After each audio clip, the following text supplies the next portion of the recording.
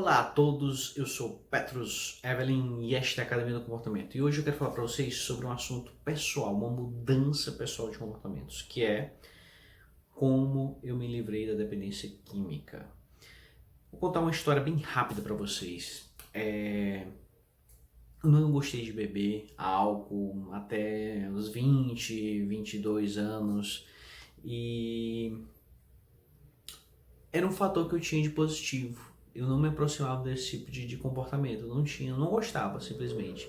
Só que depois que eu me formei, minha primeira formação foi nessa época em jornalismo, eu me envolvi com algumas pessoas que usavam drogas, todos os tipos de drogas. E quando eu me formei, eu senti um vazio muito grande, porque eu tinha entrado na faculdade muito cedo, eu não tinha essas habilidades profissionais, eu não conseguia um emprego e eu comecei a me tornar um dependente químico, a usar todos os tipos de drogas. E esse foi um caminho que me desviou totalmente de qualquer coisa que eu estava fazendo. Só que as drogas, elas têm um significado muito grande. Por exemplo, se você está se sentindo perdido na sua vida e você usa drogas, você encontra uma desculpa perfeita. É o pretexto que você procurava para poder explicar o seu fracasso. Não são as drogas. Foram as drogas que me levaram. E é realmente uma grande fuga da realidade. Porque a realidade você precisa enfrentar os problemas, o dia a dia. Só que se você se tornar dependente químico, e isso se passa na cabeça do dependente químico, você não tem mais essa responsabilidade. Por quê? Porque na verdade a sua única preocupação é usar a droga. E seja lá qual droga que for. Eu já vi pessoas que usaram apenas maconha e utilizam esse mesmo argumento, seja inconscientemente, e você percebe pelas atitudes, ou conscientemente mesmo. A pessoa, de uma maneira consciente, ela se explica dessa maneira. E aí o que foi que aconteceu na minha vida a partir disso daí? Eu não conseguia fazer mais nada. A droga era o centro da minha vida. E a droga, ela tem uma característica que ela muda a sua personalidade. O que você amava antes, você não ama mais. Você deseja apenas a droga, você quer apenas a droga e é só isso, sua vida gira em torno disso daí. Nessa época eu comecei a me interessar por psicologia. Comecei a estudar e tal, entender um pouco e aí eu fui internado em uma clínica de reabilitação, certo? Eu já tinha certos conhecimentos de psicologia e de hipnose e fui internado. Nessa internação eu descobri algumas coisas bem interessantes. Primeiro, não há métodos, pelo menos os que eu conheci, que sejam eficientes para trabalhar a dependência química no Brasil. As clínicas, elas são muito acomodadas, utilizam métodos precários, às vezes não utilizam métodos nenhum. A minha mesmo não utilizava método nenhum, deixava você livre lá fazer o que quisesse o dia todo. E eu achava isso aí muito ruim, pelo menos no primeiro mês. Por quê? Porque você ficava naquela angústia, na fissura, na abstinência o tempo todo no primeiro mês. Só que aí no segundo mês eu tive um estalo. Eu pensei, a melhor coisa que pode acontecer aqui é eu não ter nada para fazer, porque eu posso fazer qualquer coisa.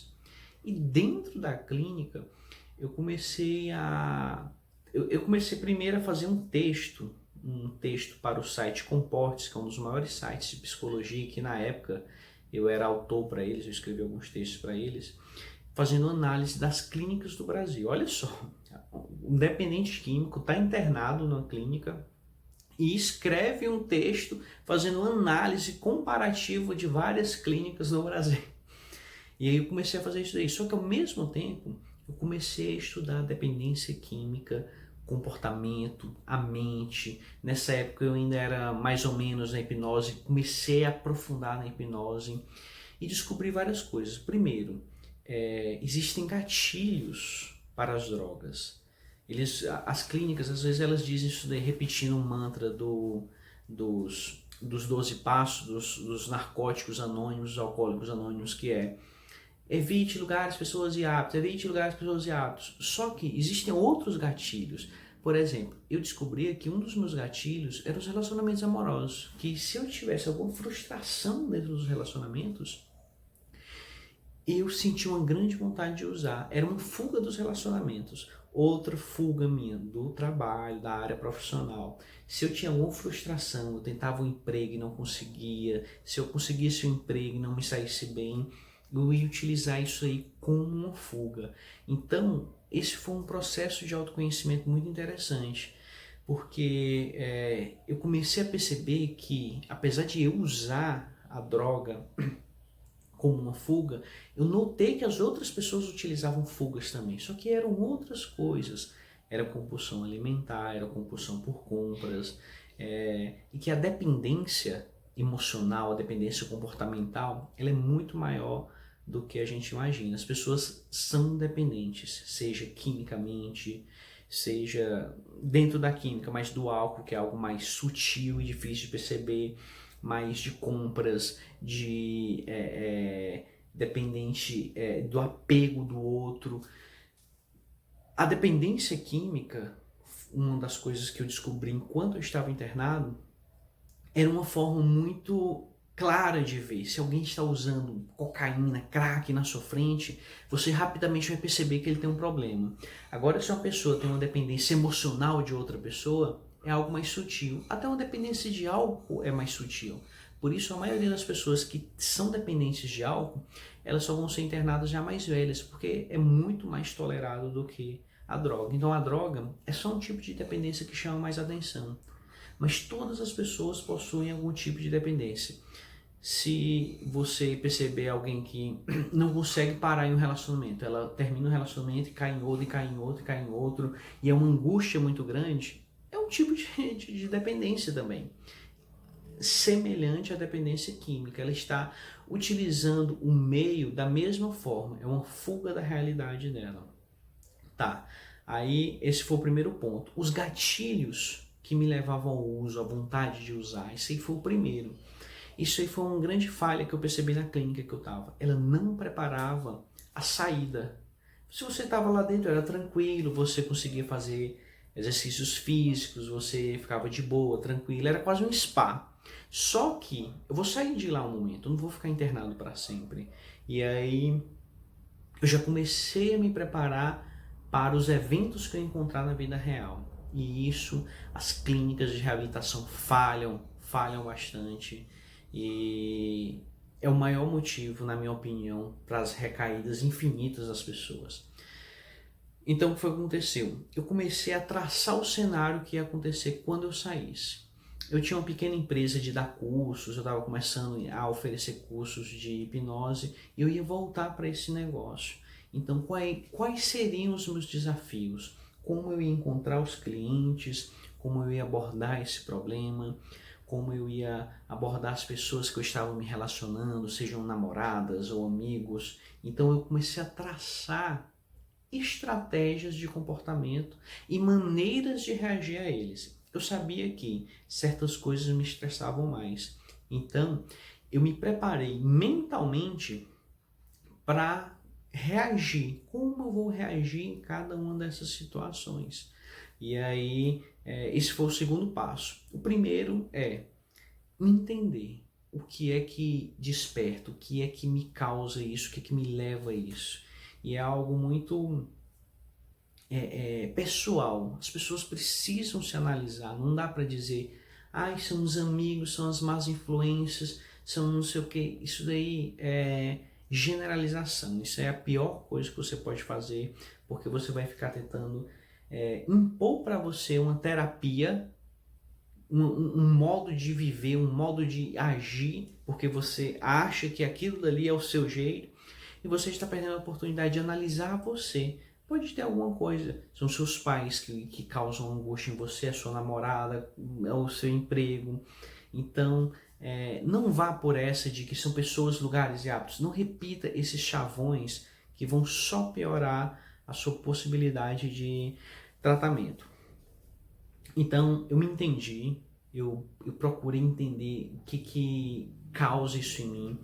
Eu entendi o futuro, eu estudei o futuro, o que vai acontecer quando eu sair aqui dessa clínica.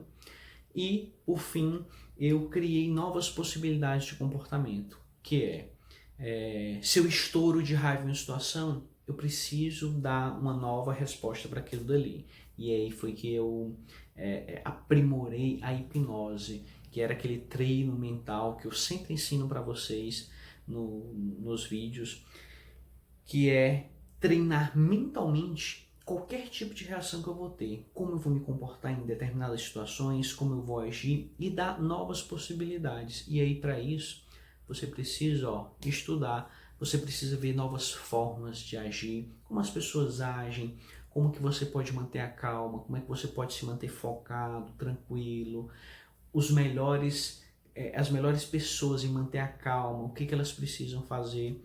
E por fim, eu me dei um direcionamento. Eu preciso focar na minha empresa. Foi isso que eu pensei na época. A minha empresa é o que vai me salvar. E aí eu criei toda uma estratégia para quando eu voltasse, eu criei até um plano de negócios bem completo, bem complexo. E quando eu voltar da clínica, eu preciso focar nisso daqui, porque é isso que vai dar o direcionamento para a minha vida. Existe até um pesquisador americano que ele diz o seguinte: o problema não é a dependência, as pessoas conseguem sair fácil das drogas, o problema é que elas não têm perspectiva de vida. É Carl Hart o nome dele. As pessoas não têm perspectiva de vida. Então, se eu estou usando drogas e eu tenho um emprego, é muito mais fácil eu sair. Se eu estou usando drogas e eu tenho uma esposa, eu tenho filhos, eu consigo sair com facilidade, uma facilidade um pouco maior do que uma pessoa que não tem emprego, não tem família, não tem namorado. Por quê? Porque o meio dela está fragilizado. Enquanto que se eu tiver um meio sólido, uma empresa, um trabalho, um esposo, uma namorada, uma família que me deu suporte, aí eu posso me sustentar nisso daí e eles vão me segurar se em algum momento eu cair. E isso não significa, mas eu não tenho família, meus pais, não sei o que. Não use isso como desculpa. É claro que isso aí pode ser um motivo para você, mas você tem que encontrar outras bases. As outras bases são coisas que você desenvolve. Você pode criar sua família, você pode arrumar um emprego, abrir um negócio, coisas que vão solidificar isso daí. Essas bases não devem partir dos outros, mas sim de você. Você que deve criá-las para se sustentar. Foi assim que funcionou comigo. Por fim, 12 passos, narcóticos anônimos, alcoólicos anônimos. Eu não gosto disso. Eu acho que padroniza o ser humano, impõe um método de tratamento religioso, um método de tratamento que é padronizado para todos. Você precisa fazer isso de determinada forma. E para mim não funcionou. Não funcionou e eu encontrei um método meu. E eu recomendo que você faça algo assim. Se você passa por esse tipo de problema, se estude, se analise, teste métodos, inclusive dos alcoólicos anônimos. Teste métodos até funcionar em você. E tenha a mente aberta, não para usar a droga ou para ir por esse caminho, mas tenha a sua mente aberta para você encontrar caminhos, para você testar caminhos, testar possibilidades e testar comportamentos. E se você passa por esse tipo de problema, que eu sei que é horrível, é angustiante, eu já perdi amigos, e lhe digo uma coisa, eu perdi a maioria dos amigos não foi por overdose não, foi por suicídio, de tanta angústia e depressão que eles vivenciaram com isso daí. Eu entendo absolutamente disso daí. Por isso, se você passa por isso, não desista. Tem chance, tem saída. É difícil e a droga tira a sua visão de uma saída, mas é possível. Eu acredito em você e qualquer coisa você pode deixar aí um comentário que eu posso fazer o possível para ajudar você, certo? Deixe comentário se você gostou do vídeo, um like, muito obrigado, até o próximo e tchau!